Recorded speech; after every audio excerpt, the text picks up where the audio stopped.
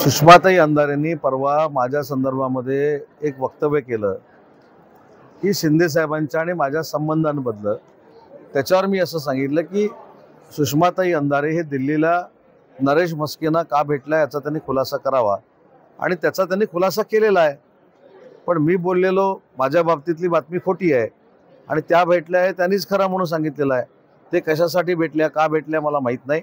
माझ्यासाठी सुषमा अंधारे ताईंचा विषय संपलेला आहे. माझ्या निष्ठेचं प्रमाणपत्र द्यायची कोणालाही आवश्यकता नाही, परंतु त्या माझ्या एक महिला भगिनी आहेत. माझा त्यांच्याबद्दलचा जो विषय आहे तो संपलेला आहे. त्यांनी किती आता पोस्ट टाकल्या तरी मला काही फरक पडत नाही. मला त्यांच्याबद्दल आदर आहे. सर, फेसबुक पोस्ट लिहिली आणि त्यांनी या सगळ्या घटनेचा उलगडा केला आणि त्यांनी थेट तुमच्यावर टीका टिप्पणी केलेली आहे की तुमचा जो राजकीय प्रवास झालेला आहे सगळं त्याच्याबद्दल त्या बोलल्यात. आणि त्या असं म्हणाल्या की उदय भाऊ, आता तुम्ही उपमुख्यमंत्रीपदी शपथ जेव्हा घेणार आहात त्या दिवशी आम्हाला बोलवा, आम्ही येऊ. किंवा मी असं सांगितलं की माझ्यासाठी सुषमा अंधारे ताई हा विषय टीका टिप्पणीचा संपलेला आहे. माझा राजकीय प्रवास बघत असताना मी हा उलटा प्रश्न त्यांना केला तर अडचण होईल. मला त्याच्याबद्दल काहीच बोलायचं नाही. माझ्यासाठी सुषमाताईंवरची टीका मी तर केलीच नाही, पण त्यांनी जे काय मी उपमुख्यमंत्री होणार, मी असं होणार, मी तसं होणार, ते ज्या बोललेल्या होत्या त्याच्यावर मी माझं वक्तव्य केलेलं होतं. त्याच्यामुळे सुषमाताई अंधारेंच्या टीकेवर व ट्विटवर याच्यानंतर मी बोलणार नाही. माझ्यासाठी तो विषय संपलेला आहे. लोकशाही वाचवण्यासाठी निवडणुकीवर बहिष्कार हा एकमेव पर्याय समोर दिसतोय. 3 गोष्टी मी आपल्याला सांगतो की लोकसभेला ज्यावेळी हे सगळी मंडळी निवडून आली त्यावेळी EVMवर यांनी टीका केली नाही. विधानसभेला सगळं निघून गेलं तेव्हा EVM बदनाम झालं.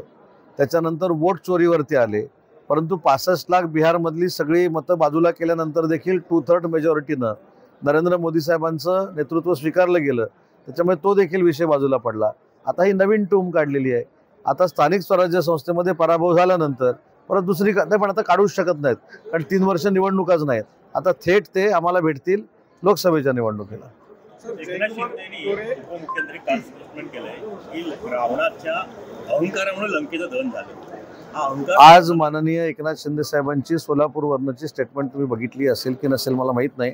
त्यांनी ह्या सगळ्या गोष्टीचा खुलासा केलेला आहे. त्यांनी हे शब्दप्रयोग UBT बद्दल केलेले आहेत हे त्यांनी स्पष्ट सांगितलेलं आहे आणि ते हे शब्दप्रयोग UBT साठी अनेक दिवस करतायत हे तुम्हाला माहिती आहे. सर, एकनाथ शिंदे यांना सिरियसली घेत नाही, काही घ्यायची गरज नाही असं जयकुमार गोरे म्हणाले, त्याला तुम्ही काय उत्तर देणार? जयकुमार गोरेंचं स्टेटमेंट मी सोशल मीडियावरनं बघतोय किंवा फेसबुकवरनं बघतोय. नक्की ते काय बोललेत मला माहीत नाही. ते बोलले नसावेत, पण जर बोलले असतील तर त्यांची पहिली टर्म आहे हे त्यांनी लक्षात घेतलं पाहिजे. आणि आपल्या वक्तव्यामुळं नेत्यांमध्ये वाद निर्माण होणार नाहीत ही दक्षता मंत्र्यांनी घेतली पाहिजे. त्याच्यामुळं जयकुमार गोरे साहेब बोलले असतील असं मला वाटत नाही, पण जर बोलले असतील तर एवढ्या मोठ्या नेतृत्वावर बोलण्यासाठी जयकुमार गोरे हे पात्र आहेत का हा देखील विचार केला पाहिजे. त्याच्यामुळे माझे ते मित्र आहेत. नेत्यांवर टीका आणि आमच्या नेत्यांवर टीका केलेली ही सहन कोणी करणार नाही. त्याच्यामुळे जयकुमार गोरे हे बोलले नसतील, त्यांच्या तोंडामध्ये घातले असेल, परंतु जर बोलले असतील तर ते योग्य नाही असं माझं मत आहे. तर दिल्ली दौऱ्यानंतर एकनाथ शिंदे आणि मुख्यमंत्री देवेंद्र फडणवीस यांच्यामध्ये दोघांमध्ये दुरी वाढत चालली. काल एका कार्यक्रमात सुद्धा दोघं एकमेकांशी बोलले नाही तसं स्पष्ट दिसलं. नेमकं काय वाटतं तुम्हाला? नाही, मला आपल्याबद्दल देखील फार कमाल वाटते. आत्ता मी बघत असताना काल 15 मिनटं दिलखुलास गप्पा देवेंद्रजींनी आणि शिंदे साहेबांनी मारल्या ही देखील बातमी प्रसिद्ध झालेली आहे.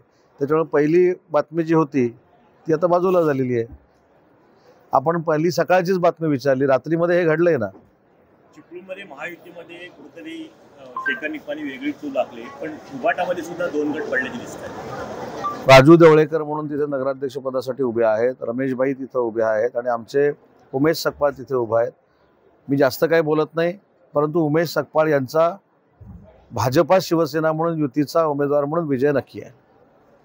रमेश कदमांच्या प्रचाराला थेट भास्कर जाधव वगैरे उतरताना पाहायला मिळणार आहे. ते म्हणले की मला या संदर्भामध्ये कुठलीही पक्षाकडून माहिती मिळाली नाही, त्यामुळे मी रमेश कदम यांचाच प्रचार करणार आहे. नगराध्यक्षपदाचा उमेदवार जर UBTचे पक्षप्रमुख आणि राजसाहेब एकत्र येऊ शकतात तर भास्कर जाधव आणि रमेश कदम काय येऊ शकत नाही. सिंपल. और